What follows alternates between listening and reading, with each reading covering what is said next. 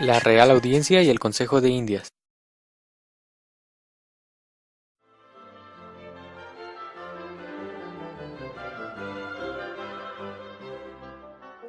Tras la llegada de los españoles a América, se comenzó un proceso de construcción y desarrollo, al que se le denominó como la fundación de la Nueva España, la cual tuvo su inicio tras la toma del México antiguo, cuando los conquistadores comenzaron a ubicarse como sucesores del Imperio mexicano.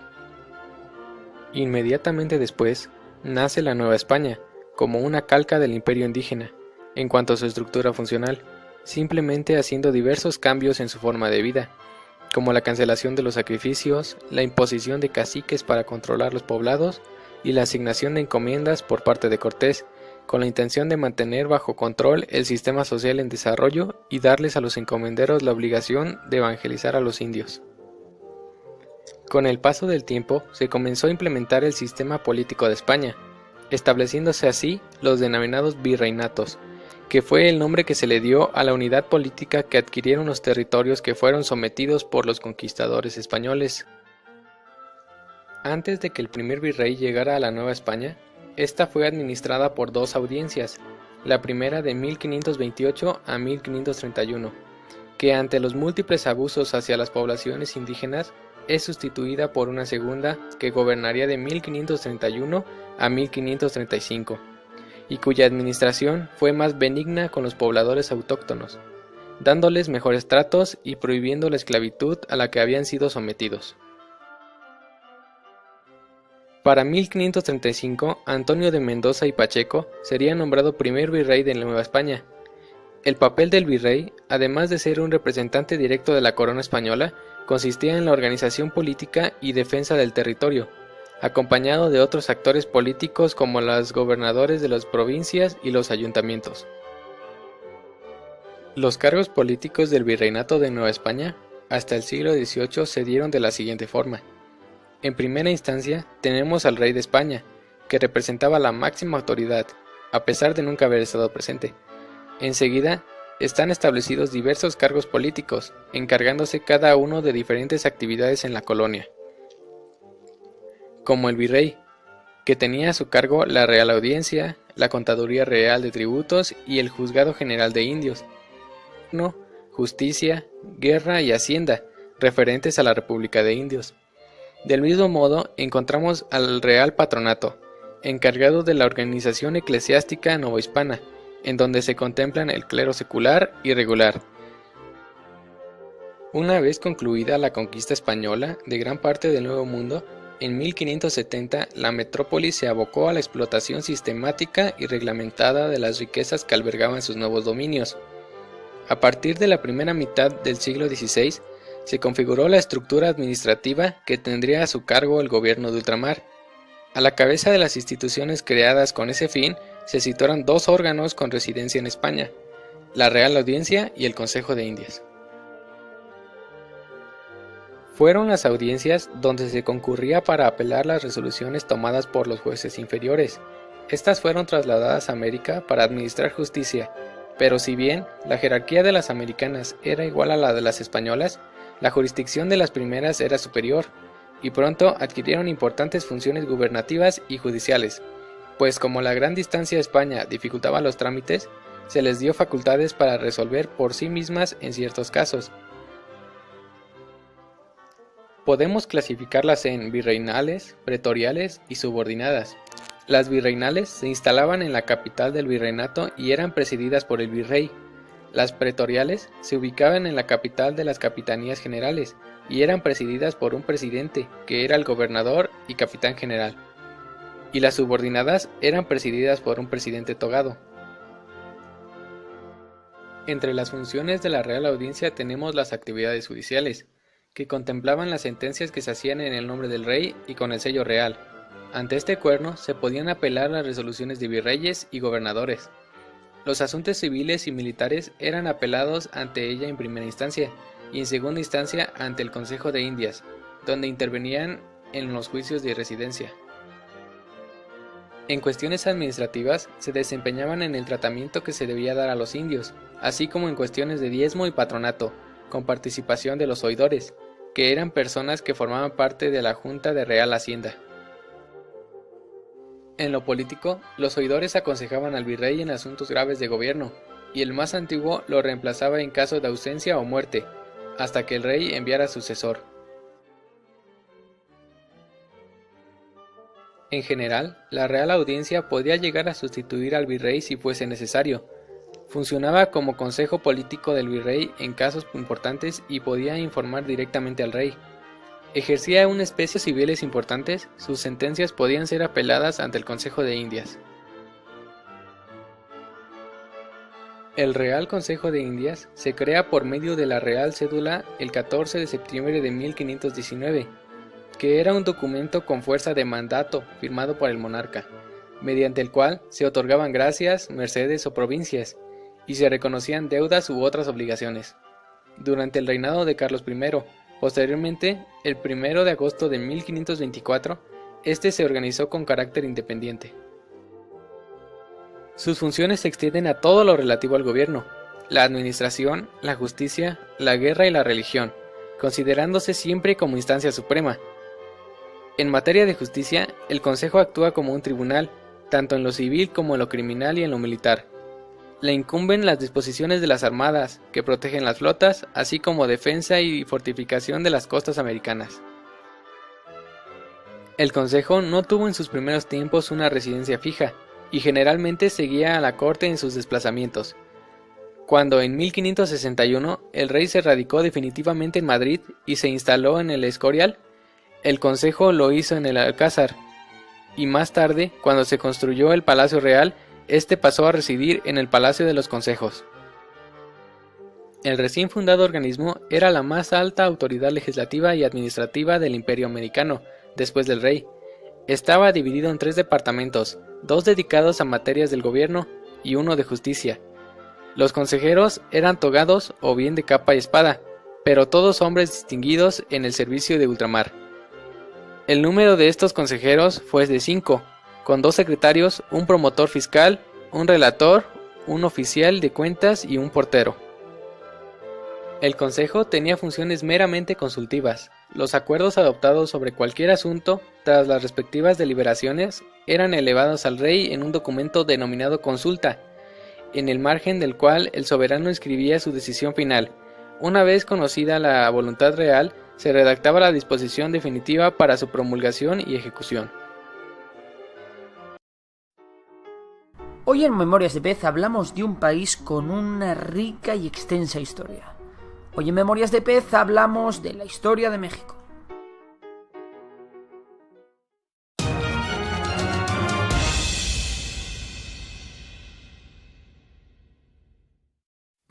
No es hasta el 20.000 a.C. cuando aparecen las primeras tribus nómadas en el actual México.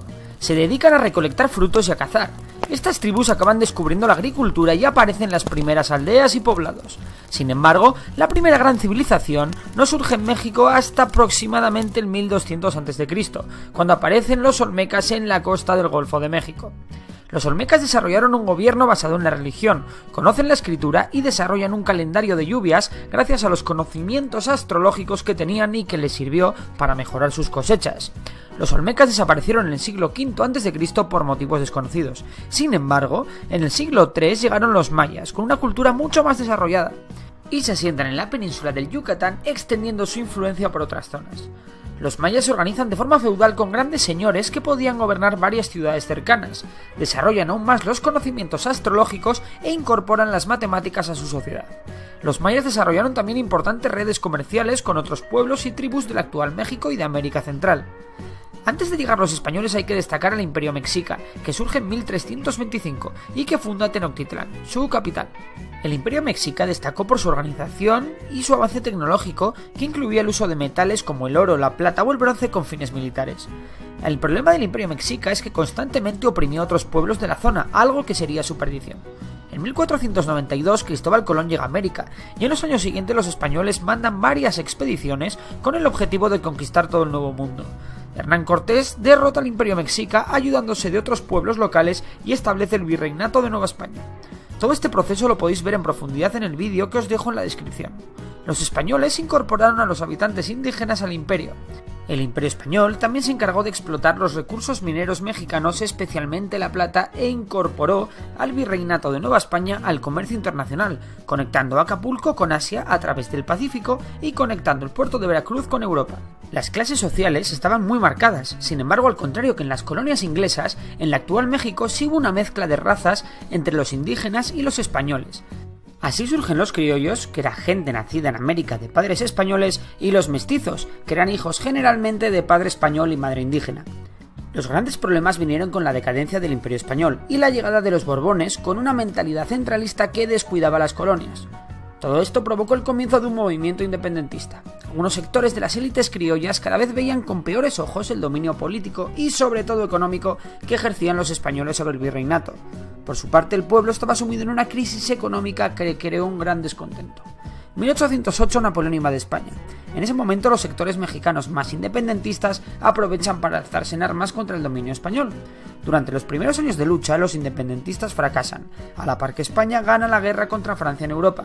Sin embargo, muchas colonias americanas se habían independizado durante la guerra y México no iba a ser menos. Las élites criollas eran en su mayoría seguidoras del absolutismo de Fernando VII. Sin embargo, cuando en España se produce un levantamiento liberal, las élites criollas optan por sumarse al movimiento independentista. Este apoyo fue definitivo y dará paso a la independencia de México en 1821. El Imperio Mexicano contaba con gran parte de lo que hoy en día es el sur de Estados Unidos y con la mayor parte de Centroamérica. Sin embargo, la crisis económica que provocó la lucha por la independencia hizo a los sectores liberales conspirar contra el emperador Agustín I, que fue derrocado apenas 6 meses después de llegar al poder. Se crea entonces la República Federal Mexicana en 1823 y Centroamérica se separa de México. En 1824 se crea también la Constitución, que recoge la separación de poderes y se elige al primer presidente electo de la República Federal, que será Guadalupe Victoria. Sin embargo, la verdadera estrella de este periodo es Antonio López de Santana, quien rechaza a los españoles y será elegido en multitud de ocasiones para ser presidente. López de Santana promulga las 7 leyes, una constitución de corte conservador. Sin embargo, del norte venían grandes problemas. Allí los estadounidenses reclamaban unos territorios tejanos. México atacó las posiciones militares de Estados Unidos en la zona y Estados Unidos respondió declarando la guerra. Estados Unidos ganó y se llevó gran parte de lo que hoy es el sur de Estados Unidos, como California, Nuevo México, Arizona o Nevada. Las tensiones entre liberales y conservadores se extienden por México, y Santana se autoproclama dictador. Los liberales no iban a permitirlo, y tras la revolución de Ayulta en 1854, Santana tuvo que dejar el poder. Todas estas guerras crearon una gran crisis económica. México fue incapaz de pagar su deuda externa y Francia, uno de sus principales acreedores, no se iba a quedar de brazos cruzados. Francia, junto a España e Inglaterra, acudieron con sus flotas. España e Inglaterra se retiraron tras negociar con México, pero Francia atacó. Los mexicanos derrotaron a los franceses en la batalla de Puebla. Los franceses se repusieron y los conservadores mexicanos se unieron a estos, fundando el Segundo Imperio Mexicano. Sin embargo, las guerrillas republicanas dieron la vuelta al conflicto y ganaron la guerra. Los franceses se retiraron, los conservadores se rindieron y el emperador fue fusilado. El final del siglo XIX y el principio del XX fue de cierta estabilidad. La revolución industrial permitió a México remontar en lo económico y apaciguar la situación social. Esto ocurrió durante la dictadura, o más bien la dicta blanda del general Porfirio Díaz. Cuando este abandonó el poder en 1910, la democracia aterriza en México. Las elecciones fueron ganadas por la oposición de Porfirio Díaz, pero este, con mal perder, decide no reconocer el resultado. Francisco Madero, líder de la oposición, es encerrado y finalmente exiliado. Este llama a la revolución y el conflicto se extiende. Porfirio Díaz se tiene que exiliar a París. Madero gana unas nuevas elecciones y forma gobierno. Uno de los líderes más destacados de la revolución, Emiliano Zapata, debido a sus diferencias con Madero, organiza un nuevo levantamiento. Sin embargo, el verdadero peligro para Madero vendrá de otro lado. Como en toda revolución, existía una contrarrevolución. Varios líderes contrarrevolucionarios inician de nuevo una insurrección que acaba con el fusilamiento de Madero, iniciándose una dictadura por parte de Victoriano Huerta. A la contrarrevolución responden los revolucionarios con nuevos levantamientos. Pancho Villa, Venustiano Carranza y Álvaro Obregón serán los líderes más destacados de este nuevo movimiento, que acabará con el dictador huido fuera de México. Una vez más, los revolucionarios tuvieron problemas entre ellos, y los grandes líderes que he mencionado antes morirán a los pocos años.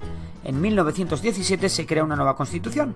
Esta constitución era la más liberal hasta la fecha e incluía algunas de las demandas de los revolucionarios como la libertad de culto o el salario mínimo. Obregón llega al poder en 1920 e intenta retomar el despegue económico. Sin embargo, el verdadero progreso llegará con Lázaro Cárdenas, un presidente con gran fama entre las clases populares. Este repartió tierras, fomentó la educación y nacionalizó la floreciente industria petrolera en 1938. Su sucesor, Manuel Ávila Camacho, fue el más conservador, intentando tender puentes entre las distintas clases. Sin embargo, llegó la Segunda Guerra Mundial y muchas cosas iban a cambiar. México se declaró neutral, pero finalmente entró en guerra del lado de los aliados. El aporte más importante de México fue el petróleo que vendía a Estados Unidos. México también envió una fuerza simbólica, el Escuadrón 201, a luchar en el Pacífico. No obstante, cientos de miles de jóvenes lucharon como voluntarios en distintos ejércitos aliados. La guerra fue la oportunidad perfecta para que México retomara sus relaciones con las potencias occidentales que habían quedado dañadas por la expropiación de la industria del petróleo. El crecimiento económico fue constante y se combinó con avances sociales como el derecho al voto de la mujer. En 1970 llegó la crisis del petróleo al resto del mundo y México vio la oportunidad de hacerse de oro. El precio del petróleo subió como la espuma y México vio la oportunidad de aumentar su producción. Dicho y hecho, México crea el complejo Cantarell, donde aún hoy en día se extrae muchísimo petróleo. Sin embargo, los precios bajan a principios de los 80 y llega la crisis. El gobierno tiene que vender al menos 750 empresas públicas para hacer frente a la situación. En 1994, México da un gran paso adelante firmando un tratado de libre comercio con Estados Unidos y Canadá. Por otro lado, surge el Ejército Zapatista de Liberación Nacional, que luchará contra los grupos paramilitares que oprimían a los indígenas. En el año 2000, el PRI pierde por primera vez unas elecciones en 70 años. Sin embargo, para entonces el mayor problema de México era ya el narcotráfico, una guerra que México está aún hoy en día por ganar.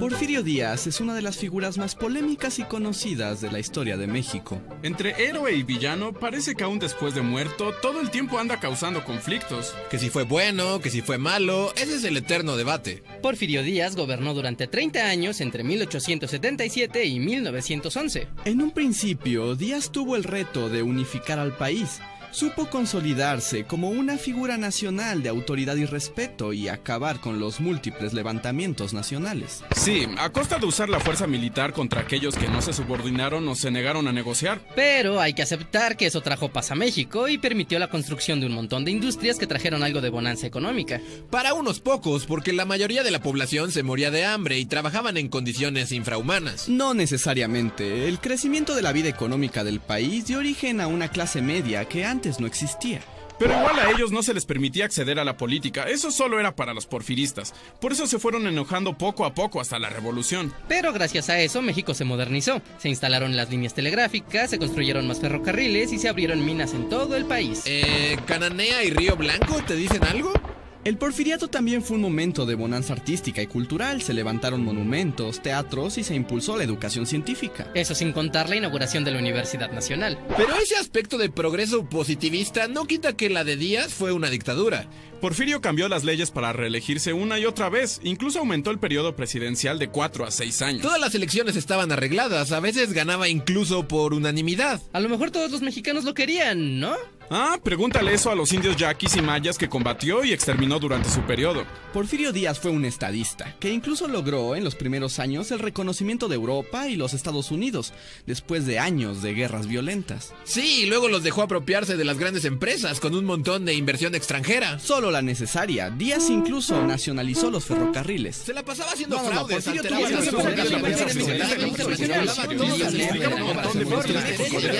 Oigan, y si Porfirio Díaz es pues nada nada más hay un güey, digo, que hizo cosas buenas, hizo cosas malas, pero pues todos somos humanos, ¿no? Ni Superman, ni Darth Vader, o sea, ni blanco y negro. Hay que ver los tonos de grises, ¿no? Hay que bajarle más a que sea un ser humano como nosotros, que se equivoca. Cada 5 de febrero se celebra en México la promulgación de la Constitución de 1917, uno de los documentos más importantes de la historia mexicana. Es la Constitución que nos rige actualmente y que está muy próxima ya a cumplir 100 años de vigencia. Y aunque todas se refieran a ella como la Carta Magna donde están contenidos los derechos y obligaciones de los mexicanos, lo que sabemos de ella, bueno, es casi nada. Ni idea. No sé qué sea. Supongo que es un buen libro. No me importa. ¡Largo de aquí! Bueno, para entenderla adecuadamente, lo primero que necesitamos es un poco de contexto histórico. ¡Contexto histórico! Estamos en 1913. Tras permanecer más de 30 años en el poder, Porfirio Díaz ya fue derrocado por el movimiento antirreeleccionista de Madero, quien a su vez ya fue traicionado por el ejército y la embajada estadounidense. Para situarse en el poder, el usurpador Victoriano Huerta. Un viejito enojón y borracho a quien nadie quería.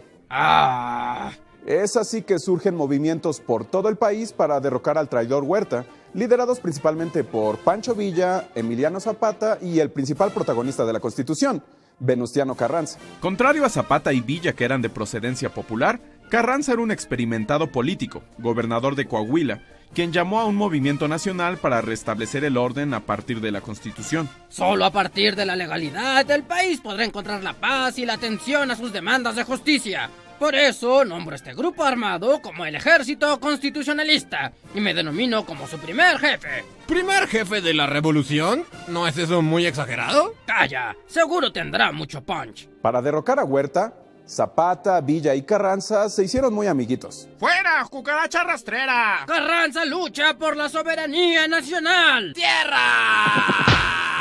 Para después pelearse y no ponerse de acuerdo en absolutamente nada. Ustedes no saben nada de la lucha revolucionaria. Es importante el pueblo del país a partir de sus instituciones. Tierras. Comenzó así la que se le llama la lucha de facciones revolucionarias, que no fue otra cosa más que una guerrilla entre los distintos grupos revolucionarios. Zapata y Villa se fueron por su lado y Carranza continuó con su proyecto constitucional. Bueno, ahora sí. Vamos a llamar a la formación de un congreso para redactar la nueva Constitución. ¡Estamos invitados! ¿Tierras? ¡No! Carranza lanzó la convocatoria para nombrar diputados que representaran a todos los estados del país. Cada estado tendría derecho a un diputado por cada 60,000 habitantes. La convocatoria tuvo una enorme demanda y la gran mayoría de los grupos políticos del país se prepararon para enviar a sus representantes. Aceptado quien sea, siempre y cuando no sea enemigo del proyecto de Carranza, claro. ¡Podemos participar! Tierras. ¡Que no! Tras un largo proceso, se juntaron los diputados y se reunieron por fin en octubre de 1916, en el Teatro Iturbide de la ciudad de Querétaro, para dar inicio a las sesiones del Congreso Constituyente. ¡Congreso Constituyente! ¡Bienvenidos, bienvenidos! El grupo que se formó fue muy diverso y participaron representantes de muchas facciones políticas. También se dio oportunidad a voceros independientes como mineros, profesores, campesinos o periodistas para que expresaran sus demandas. Aunque no debemos dejar de lado el hecho de que no participaron villistas y zapatistas.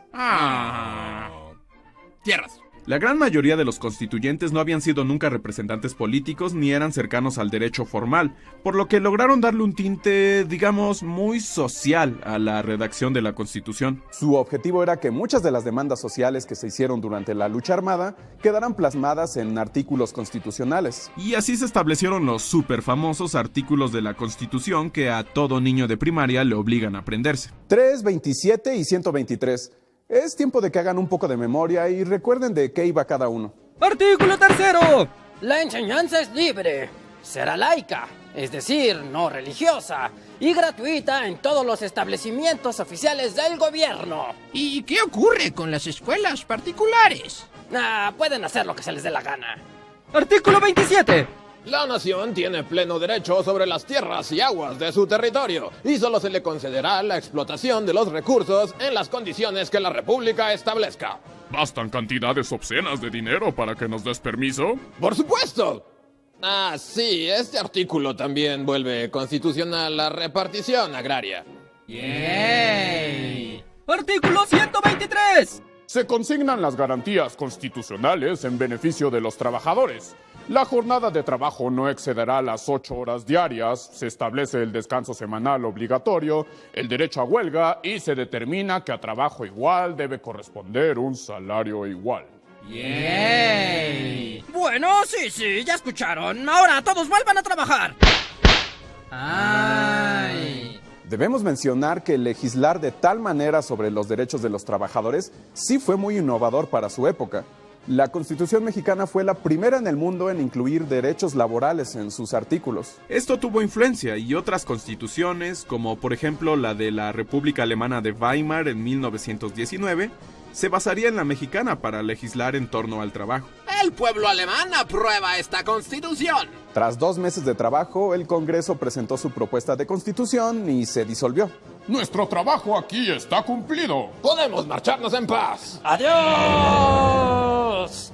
Bueno, eso de que se disolvió no lo decía en sentido literal. Carranza había dado plenas facultades y poderes al Congreso para establecer los artículos, por lo que a pesar de que hubo algunas cosas con las que no estaba muy de acuerdo, respetó sus decisiones y promulgó la Constitución el 5 de febrero de 1917. Mi misión aquí está cumplida. ¡Adiós! Y desde entonces la Constitución de 1917 sigue siendo vigente en México. Eso sí, se le han hecho miles de reformas y el texto poco se parece ya al que entregó el constituyente durante la Revolución. Con decirles que el original tiene unas 22,000 palabras y en la actualidad llega casi a las 60,000, es decir, es casi como 3 veces más extensa y cambiada. Y confusa. Eso quizás no haría muy felices a Carranza y los constituyentes, pero bueno, ahí lo tienen. Ahora ya saben un poco más sobre el 5 de febrero y la historia de la Constitución. Nuestra misión aquí está cumplida. Y no me voy a disolver.